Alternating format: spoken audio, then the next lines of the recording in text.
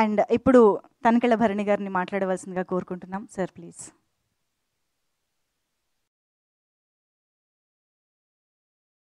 నమో వాసుదేవాయ. ఈ ఈ సినిమా గురించి మాట్లాడుతున్నప్పుడు కూడా తెలియని ఒక ఉద్విగ్నమైన ఫీలింగ్ కలుగుతుంది నాకు. ఆయన అశ్విను, నేను భరణి, అంతా వెంట అశ్విని తర్వాత భరణి. గీతా ఆర్ట్స్ అల్లు రామలింగయ్య గారు గొప్ప కమ్యూనిస్టు. గీతా ఆర్ట్స్ ఎందుకు పేరు పెట్టారో ఉత్తరోత్తర అల్లు అరవింద్ గారు వివరించారు. ఏదైనా గీతా సారాంశం ఏంటంటే మంచి కర్మకి మంచి ఫలితం తప్పకుండా లభిస్తుంది.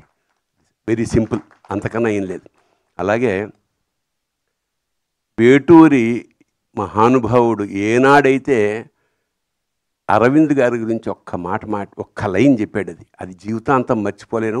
నిజంగా లక్షలు ఇవ్వచ్చు ఆ పదానికి. ఏమిటంటే అల్లు అరవింద్ని సంధి చేసి అల్లరి విందు అన్నారు. ఆయన ఎక్కడున్నా సరే మామూలు సరదాగా ఉండడానికి, అల్లరి చేయడానికి, కాకపోతే విందులాంటి అల్లరి చేయడం. నిజంగా thank you so much sir. Aravind గారిని చాలా తక్కువసార్లు కలుస్తాను, కానీ ప్రతిసారి ఓ మొమెంటరీ, ఓ జ్ఞాపకంగా మీకు మాత్రం ఖచ్చితంగా మా ఇద్దరి మధ్య అలా మిగిలిపోతుంది. అలాంటి అరవింద్ గారు నాకు ఫోన్ చేసి, ఇలాగా ఈ సినిమా అవుతుంది, దయచేసి ఖాళీగా ఉంటే మీరు ఒకసారి చూడండి అంటే, నేనే ఎందుకు చూడాలి సార్ అంటే, దాని గురించి మాట్లాడగలిగిన కొంచెం సాహితీ వ్యవసాయం చేస్తున్న వాళ్ళతో అంటే ఆ లెక్కన జొన్నవితులు గారు కూడా ఉన్నారు కదా అన్న. నేను ఆయన కూడా పిలిచానండి అన్నాడు తమాషాగా. సరే, నిన్న కుటుంబ సమేతంగా మేము థియేటర్కి అల్లు అరవింద్ గారి AAA అక్కడికే వెళ్ళి చూసాం sir. So it was not theatre sir, it was a temple yesterday. It was, I think the feeling is continuing. ఒక కూర్చున్న 5వ నిమిషానికి మేము లోపలికి వెళ్ళిపోయాం. ఏనాటి భక్త ప్రహ్లాద, ఎస్వి రంగారావు, నరసింహస్వామి, ఆ రోజారమణి, జీవము నీవే కదా అన్న పాట అక్కడ మొదలైపోయింది. నాకు అలా వస్తూనే ఉంది ఒక్కొక్క సీను. ఇది సినిమా తీశారా లేకపోతే సాక్షాత్కారం జరుగుతోందా మాకు అర్థం కాలేని ఒక అద్భుతమైన లోపలికి వెళ్ళిపోయాం. దాదాపు ఒక 20-30 సార్లైనా కళ్ళు చెమర్చే ఈ భావన, the way how you tackled, అంటే కొత్త డైమెన్షన్స్. ఇప్పుడు ఇందాక అమ్మాయి చెప్పింది, మా యాంకర్, వాడిని విష్ణు ఎత్తుకోవడం వరకు ఆ కళ్ళల్లో ఆయన చూపించిన ఆర్ద్రత నిజంగా విష్ణువు అంటే తప్పకుండా మనకి దర్శనం అవుతుందా అని మేము జన్మలు ఋషులు తపస్సు చేస్తే ఎలా వస్తుందో అలాంటి ఒక గొప్ప తపస్సు చేశాడు అశ్విని. సో మీకు లభించిన అదృష్టం కాదు సార్, యావత్ ప్రపంచానికి కూడా విష్ణుమూర్తిని, నరసింహస్వామిని దర్శనం చేయించేశారు.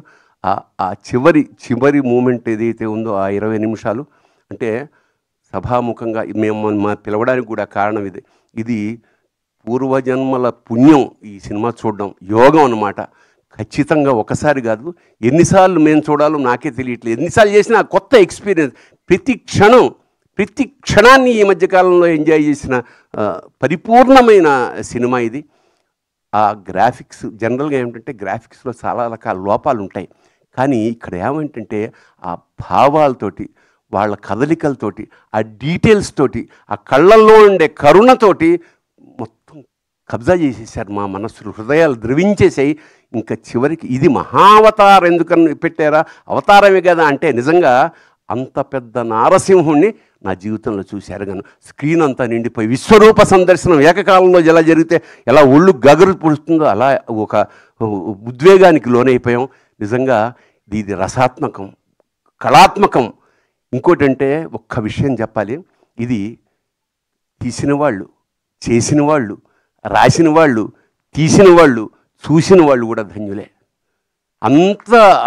అంత గొప్ప అనుభూతిని కలగజేసినగా సార్. నిజంగా ఎప్పుడో తప్ప సినిమాలకి వెళ్ళమండి, ఏదో రెగ్యులర్గా అదే వృత్తి కదా, పెద్ద సినిమా ఏం చూస్తాను అన్న అంటే మిఠాయి కుట్టువాడు మిఠాయికి షాపు తిన్నట్టు. బట్ నిన్న వెళ్ళకపోయి ఉంటే మా జీవితంలో చాలా కోల్పోయి ఉండేవాళ్ళమేమో అనిపిస్తుంది. తప్పకుండా మళ్ళా చూడాలా. అంతా అయిపోయే సార్, మేము సినిమా బయటకు వస్తుంటే మా మనవడు కూడా వచ్చాడు, 3 ఏళ్ల వాడు. వాడిని జొన్నవిత్రులు గారు అడిగారు లిఫ్ట్లో, ఒరే నువ్వు రక్త ప్రహ్లాదుడువా నారసింహుడివా అంటే వాడు అన్నాడు. అంటే ఒక 3 ఏళ్ల వాడి మనస్సులోకి నరసింహస్వామి ఎలా ప్రవేశించేశాడో ఆశ్చర్యం వేస్తోంది.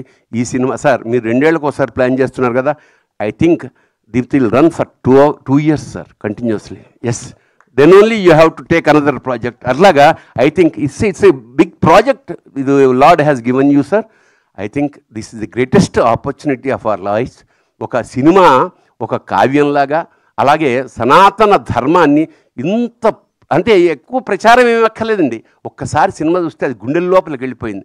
ఇలాంటి సినిమా నిర్మించిన వాళ్ళకి చెప్పాం, ఇలాంటి అవకాశం ఇచ్చిన మాకు కూడా మా జన్మలు ధన్యమయ్యేగా భావిస్తూ జై నరసింహ, జై నరసింహ, జై నరసింహ. Thank you sir. నిజంగానే మళ్ళీ 2027లో మళ్ళీ మా ముందుకు సినిమా వచ్చే వరకు కూడా దీన్ని మేము చూసి ఆస్వాదిస్తూనే ఉంటాం, అనుభూతి చెందుతూనే ఉంటాం అని అర్థమైపోతుంది ఈరోజు థియేటర్స్లో చూస్తుంటే కూడా సిచ్యువేషన్.